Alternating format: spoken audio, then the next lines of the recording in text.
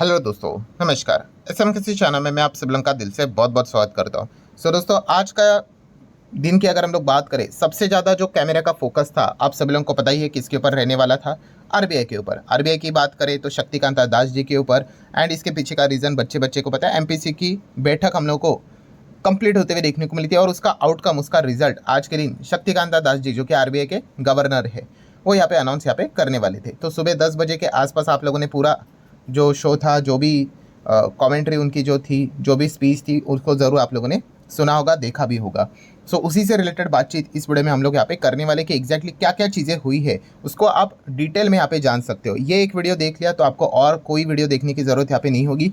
सभी चीज़ें इसमें मैंने यहाँ पे कवर की है। आपके जो भी डाउट्स रहेंगे वो भी कवर यहाँ पे किए हैं। इसमें अच्छे पॉइंट्स कौन से थे वो भी कवर करने वाला हूँ। इसमें कौन से बुरे पॉइंट्स तो नहीं बोल सकते हैं, बट कुछ शॉकिंग पॉइंट्स देखने को मिल चुके हैं, उसको भी हम लोग यहाँ पे ज़रूर कवर करेंगे। यूपीआई लिमिट से लेकर बहुत सारी चीज़ें बदलते हुए देखने को मिल चुकी है। किसको वार्निंग दी है, चेतावनी दी है, मतलब इनडायरेक्टली एक्शन भी शायद से उस सेक्टर के ऊपर भविष्य में हो सकता है, क्या पता। तो इन एक एक पॉइंट्स को हम लोग इस वीडियो में कवर यहाँ पे करने वाले हैं। तो स्टार्ट करेंगे। सबसे पहले तो जो उम्मीद थी, उम्मीद मतलब वैसे तो उम्मीद नहीं थी कि इंटरेस्ट रेट कट क्या यहाँ पे होगा। वैसे तो इजराइल ईरान के जो वॉर हम लोगों को देखने को मिला था, एंड जैसे क्रूड ऑयल स्पाइक यहाँ पे हो गया, तो यहाँ पे हम लोगों ने, जैसे कि कल भी मैंने आपको बोला था कि 99.9999% तो यहाँ पे तो भाई कोई भी बदलाव होने वाला है नहीं करके। बट फिर भी भाई शेयर बाजार है, अब गारंटी के साथ तो कुछ कह नहीं सकते। बट चलो, जो एक्सपेक्टेशन वाली जो चीज़ें थी वही देखने को मिल गई कि इंटरेस्ट रेट में कोई भी बदलाव यहाँ पे नहीं हुआ। मतलब जो रेपो रेट है, ठीक है, वो वैसे ही रहा। रेपो रेट मतलब वही 6.5% के आसपास जो रेपो रेट हम लोग को देखने को यहाँ पे मिल रहा था, वो यहाँ पे अनचेंज रखा गया। ठीक है, रेपो रेट मतलब क्या कि कोई भी एक एग्जांपल ले लेते हैं, एचडीएफसी बैंक। एचडीएफसी बैंक क्या करती है, आम आदमी को लोन देती है कि नहीं? हाँ, तो एचडीएफसी बैंक भी किसी से लोन लेती है। किससे लेती है? आरबीआई से। सो आरबीआई से वो 6.5% में लोन लेती है, उसी को रेपो रेट बोलते हैं। ठीक है, अगर ये रेपो रेट अगर कट हो जाता, कम हो जाता, ठीक है, तो बैंक्स को सस्ते दाम में लोन मिल जाते आरबीआई की ओर से, और फिर बैंक भी क्या करते भाई, कस्टमर को भी सस्ते दाम में लोन दे पाते थे। बट चलिए, वो तो उम्मीद अभी तक तो फिलहाल हकीकत में बदलती हुई देखने को नहीं मिली है।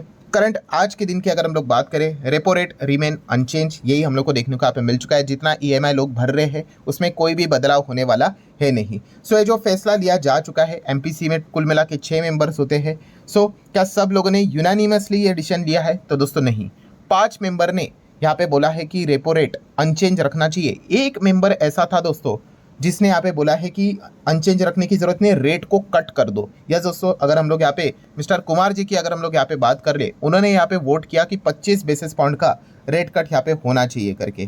ठीक है, सो उन्होंने अपना वोट तो कास्ट कर लिया, बट बाकी के भी मेंबर्स होते हैं, ठीक है, कुल मिला के 6 मेंबर, तो इसलिए 5 मेंबर ने बोल दिया भाई कोई रेट कट में बदलाव नहीं होना चाहिए। सो मेजोरिटी विंस। सो इसीलिए हम लोगों को रेपो रेट में कोई बदलाव देखने को नहीं मिला। तो ये हो गया पॉइंट नंबर 1। इसी के ऊपर हर किसी का फोकस था। बट मिडल ईस्ट में जो टर्मोइल हम लोग को देखने को मिला, इस चीज़ के चलते ये जो मीटिंग थी उसकी जो अनसर्टेनिटी थी वो पूरी तरीके से हम लोग को कुछ ही दिन पहले वाइप आउट होते हुए देखने को मिली थी। देन आ जाते दोस्तों एक गुड न्यूज़ की ओर। गुड न्यूज़ मतलब कि अगर हम लोग यहाँ पे बात करें स्टैंस, अभी स्टैंस की अगर हम लोग बात करें तो जो आरबीआई ने जो स्टैंस रखा था, विड्रॉवल ऑफ अकोमोडेशन, ठीक है, वो जो स्टैंस हम लोग को देखने को मिल जाता है, उस स्टैंस में क्या हो जाता है दोस्तों कि आरबीआई यूजुअली रेट को बढ़ा सकती है, ठीक है, या फिर रेट्स को सेम रख सकती है, अनचेंज करेगी। ठीक है, उस स्टैंस के अकॉर्डिंग विड्रॉल ऑफ अकोमोडेशन की अगर हम लोग बात करें तो, ठीक है, सो वो स्टैंस की अगर हम लोग बात करें दोस्तों, वो आरबीआई ने आज के दिन यहाँ पे बदल दिया है। ठीक है, तो वो स्टैंस की अगर बात करें तो उन्होंने क्या कर दिया, stance change to the neutral. And ये जो न्यूट्रल स्टैंस होता है दोस्तों, ये हम जरूर कह सकते हैं कि आरबीआई अभी आने वाले समय में फ्लेक्सिबल यहाँ पे होने जा रहा है। मतलब हम कह सकते हैं कि आप थोड़ी सी उम्मीद अभी रख सकते हो कि आप लोगों को रेट कट भी भविष्य में देखने को यहाँ पे मिल सकता है करके। ठीक है, ये जो स्टैंस बदला है ना, बस यही एक वो चीज़ है जिस चीज़ के चलते आप देख सकते हो, जैसे ही अनाउंसमेंट यहाँ पे चल रही थी आरबीआई की, तो वो अकोमोडेशन स्टैंस जो विड्रॉ उन्होंने यहाँ पे किया है और न्यूट्रल किया है, इसी चीज़ के चलते वो हम लोग को तेज़ी देखने को मिली थी थोड़ी बहुत। तो उसके पीछे का मेजर रीज़न हम लोग को यही देखने को मिला था कि जो स्टैंस है आरबीआई ने क्या कर दिया, यहाँ पे बदल दिया। स्टैंस की बात करें तो आप ऐसे समझ लो कि अगर आप गाड़ी चला रहे हो फर्स्ट गियर के ऊपर, ठीक है, अभी आप फर्स्ट गियर पे गाड़ी चलाते रहोगे तो आप 10 से 20 के स्पीड में ही रहोगे। एंड अगर आप ये सोच रहे हो कि गाड़ी 60 की स्पीड पे भागनी चाहिए, तो उसके लिए तो भाई आपको पता ही है कि आपको गियर शिफ्ट करके 2 पे जाना पड़ेगा, 3 पे जाना पड़ेगा, 4, मतलब आगे बढ़ाना पड़ेगा। आप फर्स्ट गियर पे रख के तो 60 की बातें तो कर नहीं सकते। ठीक है, तो यहाँ पे आरबीआई ने अभी क्या कर दिया, अभी ने आप आरबीआई ने यहाँ पे अपना स्टैंड गेयर शिफ्ट कर दिया है, सेकंड पे थर्ड पे यहाँ पे शिफ्ट कर दिया। मतलब आप कह सकते हो भाई अभी ये 60 की ओर जा सकते। वैसे अगर आप रेट कट की उम्मीद कर रहे थे तो इससे रिलेटेड ये वाला जो स्टैंड की जो बातचीत होनी चाहिए थे न्यूट्रल स्टैंड करके, वो आज के दिन देखने को यहाँ पे मिल चुके हैं। वैसे तो रेट कट तो होने वाला था नहीं, ठीक है, ये तो हम लोग को ऑलरेडी यहाँ पे पता था, ठीक है, बट एटलीस्ट उन्होंने स्टैंड तो यहाँ पे चेंज कर दिया। तो चलो यहाँ पे हम कह सकते हैं इसी बात की खुशी मना लो। तो वही खुशी हम लोग को कुछ टाइम के लिए मनती हुए देखने को यहाँ पे मिल रही थी।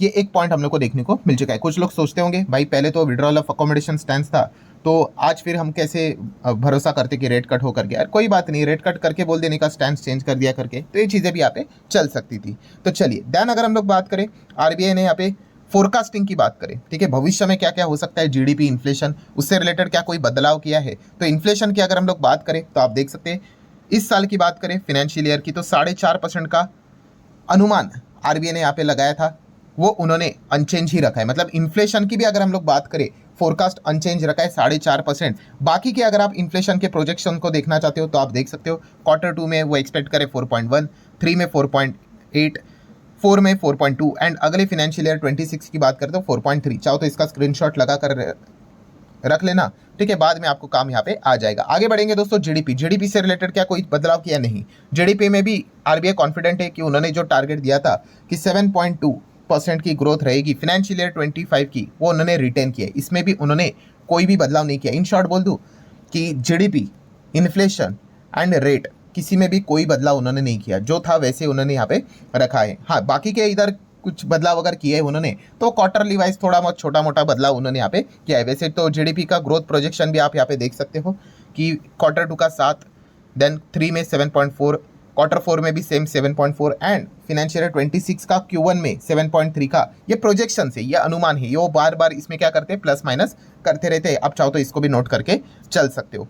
देन दोस्तों बात करेंगे यहाँ पे यूपीआई की। यूपीआई से रिलेटेड अगर हम लोग बात करें तो यहाँ पे आरबीआई ने कुछ इंपॉर्टेंट फैसले लिए, जैसे कि यूपीआई लाइट अगर कोई इस्तेमाल करता है तो ट्रांजैक्शन लिमिट अभी पहले 500 था, वो अभी 1000 कर दिया उन्होंने। देन उसी के साथ साथ जो यूपीआई लाइट का जो वॉलेट था वो पहले 2000 था, अभी 5000 कर दिया है। वॉलेट मतलब आपको पता है कि एक बार आपने वो पैसा वहाँ पे रख लिया तो आपको बार बार अपना जो बैंक है उसमें आप लोगों को कोई आईडी पासवर्ड लगाना नहीं पड़ेगा, डायरेक्टली आप वॉलेट के थ्रू पेमेंट कर सकते हो। बट उसके लिए आपको पहले अपने वॉलेट में पैसा एक बार के लिए शिफ्ट करना पड़ता है। कॉमन सेंस वाली बात है। आगे बढ़ेंगे, यूपीआई 123 पे की अगर बात करें तो पर ट्रांजेक्शन की जो लिमिट 5000 थी वो उन्होंने 10,000 कर दी। यूपीआई 123 पे क्या है आपको पता है, बहुत सारे लोगों को पता होगा, नहीं पता तो आपको बताना चाहूँगा। जो हम लोगों को नॉर्मल फ़ोन देखने को मिलते हैं, देखिए कीपैड वाले फ़ोन होते हैं जिसमें इंटरनेट नहीं होता है। यस, आप विदाउट इंटरनेट भी यूपीआई इस्तेमाल कर सकते हो, ठीक है। मतलब ये जो स्मार्टफोन नहीं रहते ना उसके थ्रू भी आप यूपीआई इस्तेमाल यहाँ पे कर सकते हैं। अरे बटन वाले जो नॉर्मल फ़ोन होते हैं ना, ठीक है, एकदम पुराने ज़माने में, हाँ, उससे भी आप यूपीआई कर सकते हो बिना इंटरनेट के। यस, उसी को यूपीआई 123 पे यहाँ पे कहते हैं। उसमें लिमिट केवल 5 थी, अभी वो बढ़ाकर 10 यहाँ पे कर दी है, ठीक है। फिर उसके बाद टैक्स से रिलेटेड, ये तो पहले ही बोला था उन्होंने कि 1 लाख नहीं, अभी 5 लाख तक भी अगर आपको टैक्स का पेमेंट करना है तो आप यूपीआई के थ्रू आप वहाँ पे कर सकते हो। देन दोस्तों आ जाते हैं वार्निंग के ऊपर। वार्निंग मतलब शक्तिकांता दास जी ने एक चेतावनी दी है, मतलब भविष्य में क्या पता शायद से इस सेक्टर के ऊपर कोई हम लोगों को वो स्ट्रिक्ट एक्शन लेते हुए देखने को मिल सकते हैं। जैसे कि पहले तो उन्होंने बोला है भाई कि अनसिक्योर्ड लोन वाले भाई सावधान हो जाओ। आरबीआई ने बोला है कि हमारी आपके ऊपर कड़ी निगरानी है, ठीक है। अनाप शनाप अनसिक्योर्ड लोन्स यहाँ पे नहीं देने, नाम में लिखा हुआ है कि अनसिक्योर्ड है करके, ठीक है। कोई गारंटी नहीं ली जाती है, मतलब सामने वाले को आप पैसे दोगे, मान लो 5 लाख रुपया दे दिए, सामने वाले ने कोई भी आपको गारंटी में कोई चीज़ नहीं दी है, ठीक है। मतलब अगर कल वो भाग गया, कल अगर उसने हाथ खड़े कर दिए नहीं है पैसा, तो पैसा डूब गया आपका।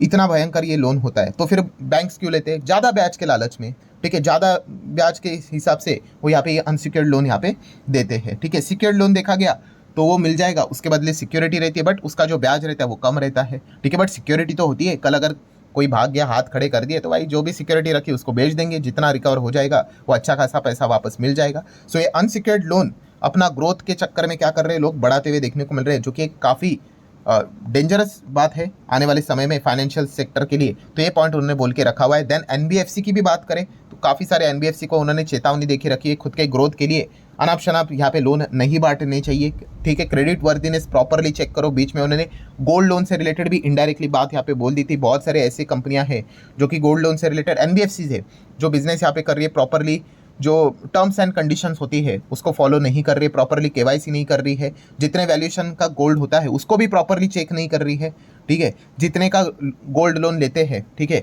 मतलब गोल्ड अगर 1 लाख का है तो उससे कम देना होता है ना, 80,000 के आसपास अगर देना होता है तो उससे भी ज़्यादा दे देते हैं, ठीक है, क्योंकि ज़्यादा पैसा कमाने। तो ऐसे बहुत सारी चीज़ें चल रही है, तो उसके ऊपर वो स्ट्रिक्ट एक्शन कभी भी ले सकते हैं। ये एक इनडायरेक्टली चेतावनी भी उन्होंने देके यहाँ पे रखी हुई है। सो समरी की अगर हम लोग बात करें दोस्तों, ओवरऑल वीडियो कंप्लीट तो यहाँ पे हो चुका है। इन शॉर्ट हम इतना ही कह सकते हैं कि repo rate remain the same 6.5, nothing change. GDP remain the same 7.2, पूरे फाइनेंशियल ईयर 25 की बात हो रही है। Inflation remain the same financial 25 के हिसाब से 4.5% पहले ही था, अभी भी 4.5% ही रखा है। देन बाकी की बात करें, रेपो तो कवर कर लिया। देन बाकी एसडीएफ की बात करें तो 6.25%। देन एमएसएफ की अगर बात करें तो 6.75 यहाँ पे रखा हुआ है। एंड पॉलिसी स्टैंड न्यूट्रल हम लोग को देखने को मिल चुकी है। 5 मेंबर्स ने यहाँ पे क्या बोल दिया कि रेट को सेम ही रखो करके। एक मेंबर ने बोला था, वोट किया था कि रेट कट कर दो 25 बेसिस पॉइंट का करके, बट जो स्टैंड था न्यूट्रल रखने का, उसके लिए तो भाई हम लोगों को यूनानिमस वोटिंग देखने को मिली है। 6 में से 6 मेंबर्स ने बोला कि भाई स्टैंड बदलो करके, ठीक है।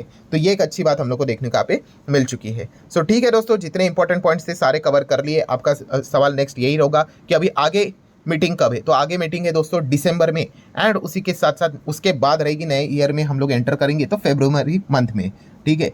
तो उसके पहले भी हम लोगों को काफ़ी सारा एक्शन अमेरिका से भी देखने को मिल जाएगा, वो भी एक देखने वाली बात यहाँ पे जरूर होगी। तो ये जो स्टैंड बदला है आरबीआई ने, इस चीज़ को हम लोग जरूर इस आज के मीटिंग का एक अच्छा पॉजिटिव पॉइंट यहाँ पे पकड़ सकते हैं, ठीक है। सो आशा करता हूँ दोस्तों सारी चीज़ें आपको आसान भाषा में समझ में आई होगी। चाहो तो वीडियो को लाइक एंड शेयर कर सकते हो। मिलते हैं अगले वीडियो में, तब तक के लिए बाय बाय।